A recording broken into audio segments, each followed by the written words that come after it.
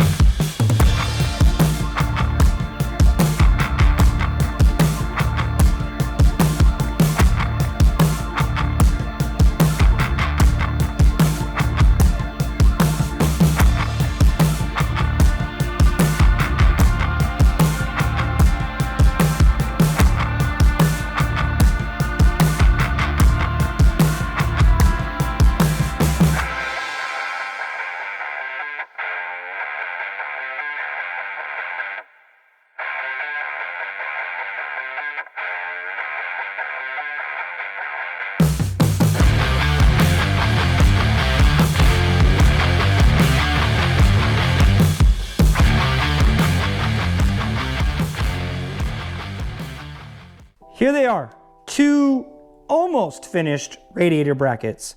So these radiator brackets have now been cut down to the correct size and welded. And also, you guys saw I started shaping them. So this one here, I've cut a lot of this metal out. It used to be that thick, and now I've thinned it out and started to round it and make it look a little bit better. This flows with the trunk a little bit for the spare tire well, so it actually looks nicer. And I've started grinding it all. But I've also got Sharpie marks on here that you guys can see a little bit of. And that's because I'm gonna cut some more of this metal out that we don't need. Even without this big piece, trust me, this thing's gonna be plenty strong. These things weigh more than the whole radiator, so this is gonna be plenty strong. But I'm gonna cut it out and shape it and make it look a lot nicer. If I had a dimple die tool, I would love to dimple this, although I think it's a little thick. But that would look really cool with some dimples in it. But we're not gonna worry about that. This is gonna be just fine. We're gonna go ahead and we're gonna cut some more out of it later. And then this one I've started to shape. I want to shape it a little bit more and have it look a little bit nicer. And then this piece here, this is still a hair too tall. So I need to, again, I need to sand this down and make it at a height where it will clear inside the car a little bit better. And then we can put a bolt through it. But overall, this piece is actually coming out really nice. You can see here, that's where the welds were on the exterior edge, and they've grinded down very smooth, and they're still very strong. There's plenty of material in there that was welded in.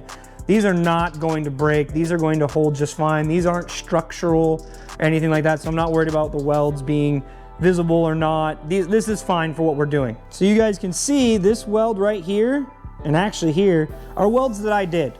They're not perfect, not even close, but for being my first time ever welding, I'm not mad about this. This is better than nothing. This is better than I was before I started making this video. So I'm really happy with this weld. Looking at this piece, I did a little bit of welding here and a little bit in another spot. And then where I ground down, I did welding in here. I didn't do as much on this one.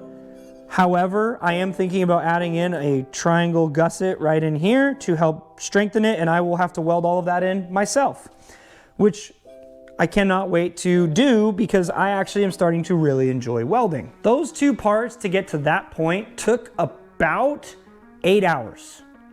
It takes a while to fabricate stuff. It's not super fast unless you've been doing it a long time. This being my first time ever fabricating really, other than that air box that we're not ever gonna talk about. Other than that, this is my first time doing any sort of fabrication, and this time I'm having help. So everything takes a little bit longer because he's showing me how to weld, he's doing welding, I'm trying to do some welding so I can learn the techniques because I really want to start doing this. Like, I had a lot of fun learning how to weld. It's a skill that I've wanted, and I'm having a ton of fun learning how to weld.